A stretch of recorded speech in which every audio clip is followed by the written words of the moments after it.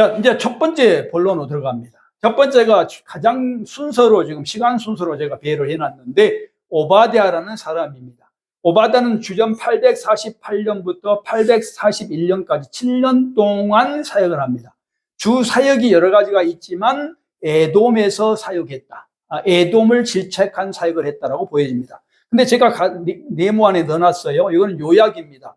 자, 오바댜는 어떤 사람이냐면 정치 권력을 가진 사람입니다. 어떤 사람이냐? 아합 왕 때 오늘 같으면 대통령 비서실장을 했던 사람인데 이 사람이 선지 사역을 했다라고 저는 봅니다. 물론 여기에 대해서 이론이 있습니다. 좀 설명하면 하겠습니다만은, 자, 어떻든 이런 거를 가지고 제가 한번 설명을 해보겠습니다. 이 사람이 먼저 출신입니다. 출신이라고 하는 이력이에요. 이력은 누가 만든 거냐? 하나님이 주신 겁니다. 자, 내가 어느 대학을 나왔느냐, 어느 지역에 태어났느냐, 전라도에 태어났느냐, 경상도에 태어났느냐, 또는 서울에 태어났느냐가 굉장히 중요합니다. 사역을 해서 중요하다는 거죠.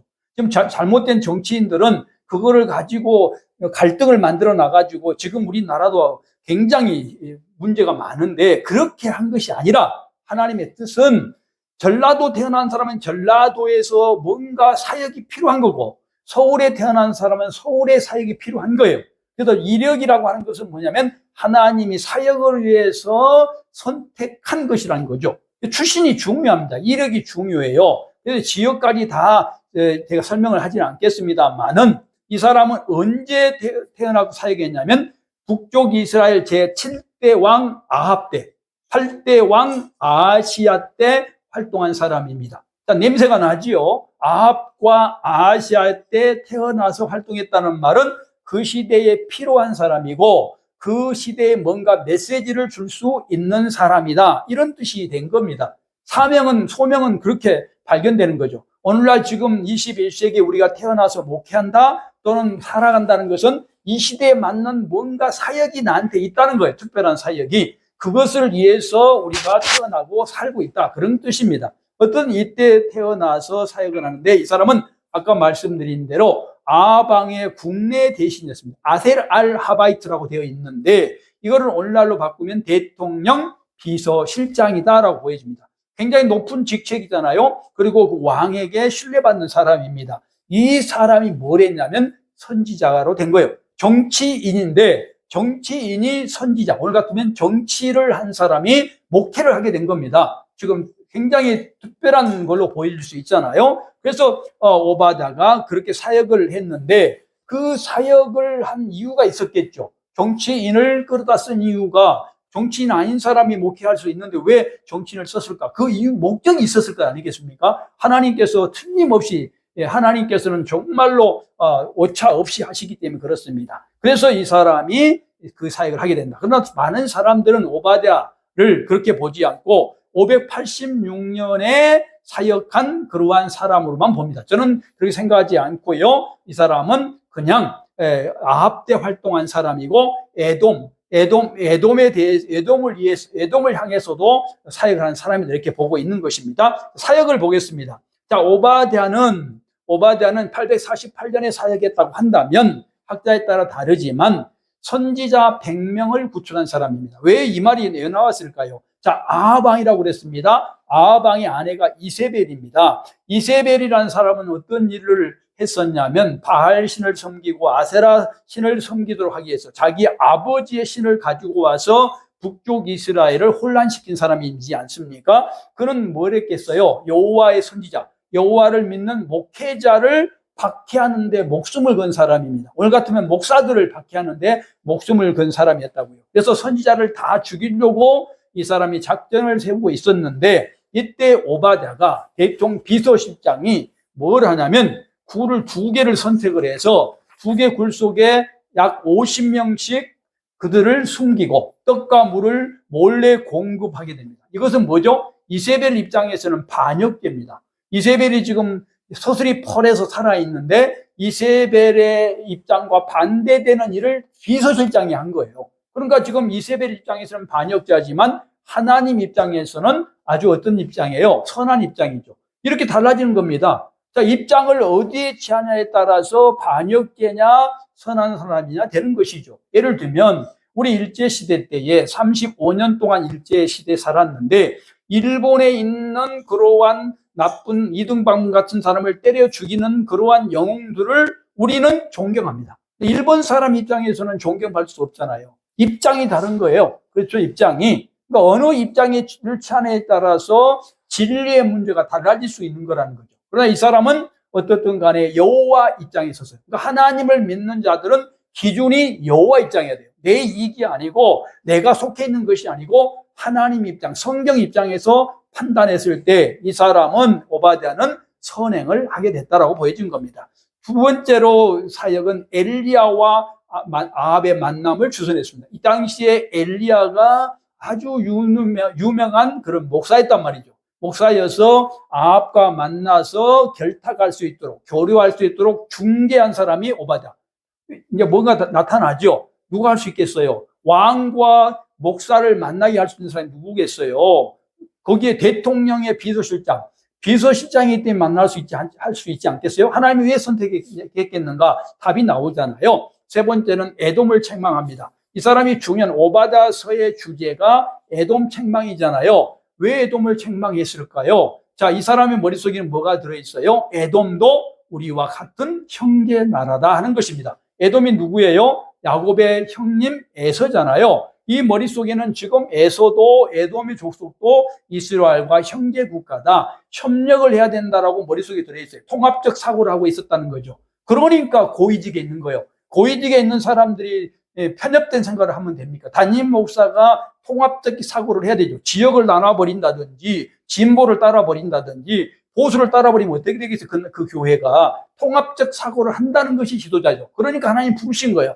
그래서 어떻게 합니까? 에돔이 지금 어떻게 했다는 거예요? 이스라엘이 어려워지고 있어요. 이 당시 어려워지고 있었습니다. 굉장히 어려워지고 있는데 에돔은 형제 나라가 아닌 것처럼 원수처럼 생각을 하고 조롱하고 이스라엘을 비판했다고요. 그래서 지금 누가 나타나요? 에바다가 그러면 안 된다고 하는 통합적 신학을 위해서 선지자 사역을 했다라고 우리가 보면 될 것입니다. 두 번째는 요엘입니다. 요엘은 835년부터 796년까지 39년을 통치를 하게 됩니다. 요엘의 특징이 뭐냐면 요엘은 여러분 많이 기억이 날 텐데 자연재해를 하나님의 입장에서 해석한 겁니다. 누구나 할 수 있는 게 아니잖아요. 또 이렇게 다 해도 되는 거 아니잖아요. 예를 들면 오늘날 비가 많이 온다. 그럴 때 비가 많이 온 것을 하나님의 뜻으로 해석한 사람도 있잖아요. 그런 방법인 거죠. 이 사람이 그랬다는 거죠. 두 번째로 이 사람의 공헌은 성령 강림을 말한 그러한 사람이라는 것입니다. 자, 이런 전제를 가지고 출신을 보십시다. 출신은 언제입니까? 제8대 왕 요아스 시대, 남유다니까요. 남북이 있었을 때 8대 왕 요아스 시대에 활동한 그런 사람이다 라고 우리는 볼 수가 있습니다. 그런데 이 사람한테는 아까 말씀드린 대로 학자적인 경향을 갖고 있어요. 오늘 같은 PhD를 받은 사람입니다. 내가 여기 볼 때. 그러니까 학자가 다 목사가 될 필요 없고 학자라고 무슨 담임 목사 할 필요도 없지만은 이 사람은 학자로서 실력을 가지고 능력을 가지고 목회한 사람, 한 역할을 했다. 역할이라는 것이요. 박사도 역할이고 담임 목사도 역할이고 부목사도 역할인 것이지 그것이 어떤 상하를 나눌 수 있는 게 아니라고요. 대통령도 역할이고 장관도 역할인 것이지 상하 관계가 아니라 성경에는 상하 관계는 하나님과 우리밖에 없어요. 그래서 이 사람은 신학 공부를 많이 했지만 그렇기 때문에 존경받는 것이 아니라 학자로서 역할이 있기 때문에 이렇게 하나님께서 공부하도록 했다. 이렇게 보여지는 겁니다. 자, 이 사람 아까 자연재해를 해석했다 그랬잖아요. 메뚜기 재앙이 이 당시에 일어납니다. 일어나기 때문에 하나님이 부르신 거죠. 그렇죠? 메뚜기 때 침입. 그걸 통해서 어떻게 해요? 포도나무, 무화과나무가 황폐하고 곡식과 포도주 기름이 완전히 끊어진 어려운 시기였다. 이때 부르심을 받은 사람이 학자 요엘입니다. 여러분 같으면 이때 뭐라고 설명하겠어요? 이 사람은 지금 공부를 많이 했기 때문에 신학을 깊이 알고 있습니다. 그 신학을 가지고 백성들에게, 성도들에게 메시지를 줘야 되는 거잖아요. 그 메시지의 가장 첫 번째가 뭐겠어요? 지금 메뚜기 재앙이 와서 완전히 포도나든가 무화과나무가 완전히 망실됐다. 그렇게 하려면 뭘 해야 된다? 너희들이 잘못했기 때문이라고 하는 회개를 강조한 겁니다. 이 회개는 제가 늘 말씀드렸지만 두 가지 유형이 있어요. 첫 번째는 구원적 회개. 우리가 구원 받냐 안 받느냐 했을 때 회개하지 않으면 구원 못 받는다고 하는 것을 구원적 회개, 평생 한 번 하는 회개고요. 여기는 이스라엘 민족은 지금 구원 받았잖아요. 구원받은 백성에게 구원적 회개를 선포하지 않지요. 성화적 회개. 회개를 해야 내가 하나님 앞에서 충성이 되는 것이고 잘 살 수 있다는 것을 말하는 것. 이것은 성화적 회개를 선포하게 됩니다. 그래서 회개가 굉장히 강조됩니다. 이 회개하면 구원받는다는 것이 아니고 구원받는 사람, 이스라엘이 구원받은 사람들이기 때문에 그들에게 구원받은 사람처럼 살아야 된다고 하는 것을 이 사람은 강조했다. 그때 말하고 있는 것이 뭐를 통해서냐, 금식해라 또는 예배를 드려라 라고 하면서 늙은 자, 어린아이, 젖먹이까지 모두 예배 드리고, 특별히 종교 지도자들, 오늘 같은 목회자들이 통해야 된다고 하는 것을 강조합니다. 함부로 할 수 있는 게 아니잖아요. 목회자를 향해서 강조할 수 있는 사람이 누구겠어요? 신학자들이겠죠. 그래서 신학자가 선지자로 온 목적이다 하는 것입니다. 그래서 이 사람은 여호와 나를 강조하고 있고요. 특별히 성령의 임재를 강조하죠.